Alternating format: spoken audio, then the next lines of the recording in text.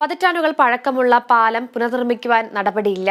ഇടുക്കി സേനാപതി രാജകുമാരി പഞ്ചായത്തുകളെ തമ്മിൽ ബന്ധിപ്പിക്കുന്ന ഇല്ലിപ്പാലമാണ് ഇന്നും ശാപമോക്ഷമില്ലാതെ തുടരുന്നത്. ദിവസേന നിരവധി സ്കൂൾ ബസ്സുകൾ ഉൾപ്പെടെ കടന്നുപോകുന്ന പാലം പുനർനിർമ്മിക്കണമെന്ന ആവശ്യവുമായി പ്രദേശവാസികൾ രംഗത്തെത്തിയിട്ട് നടപടിയില്ല.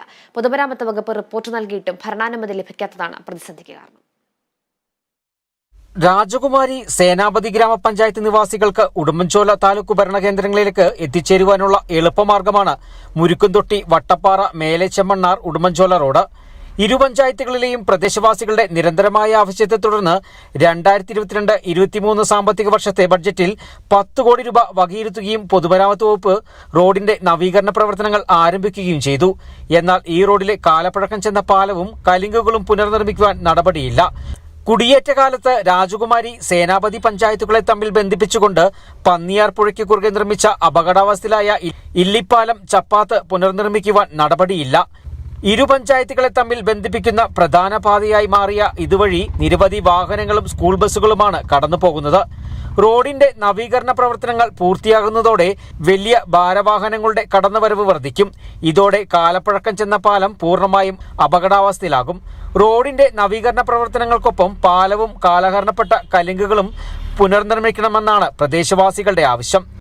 ശരിക്കും മുരുക്കുംതൊട്ടി മുതൽ ഉടുമ്പൻചോല വരെ 8 മീറ്റർ വീതിയിലാണ് റോഡ് പുതുക്കിപ്പണിത് വരുന്നത്. ഈ റോഡ് പുതുക്കിപ്പണിത് വരുമ്പോൾ അതിന്റെ യഥാർത്ഥ ഗുണം ജനങ്ങൾക്ക് കിട്ടണമെങ്കിൽ ഈ റോഡിന് രാജകുമാരി പഞ്ചായത്ത് സേനാപതി പഞ്ചായത്തുമായി കൂട്ടിയോജിപ്പിക്കുന്ന പാലം ഇല്ലിപ്പാലം ചപ്പാത്ത് പഴയ കാലത്തെ പാലം.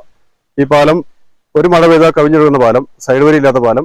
ഈ പാലത്തിന്റെ വീതി ഇപ്പോൾ 2.5 മീറ്റർ 3 മീറ്റർ വീതിയേ ഉള്ളൂ.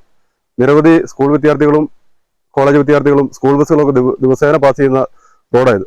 അപ്പോൾ ഈ റോഡ് പണിയുന്നതിന്റെ യഥാർത്ഥ ഗുണം നമുക്ക് ജനങ്ങൾക്ക് ലഭിക്കണമെങ്കിൽ ഈ പാലം കൂടി പുതുക്കിപ്പണിതാലേ ലഭിക്കത്തുള്ളൂ.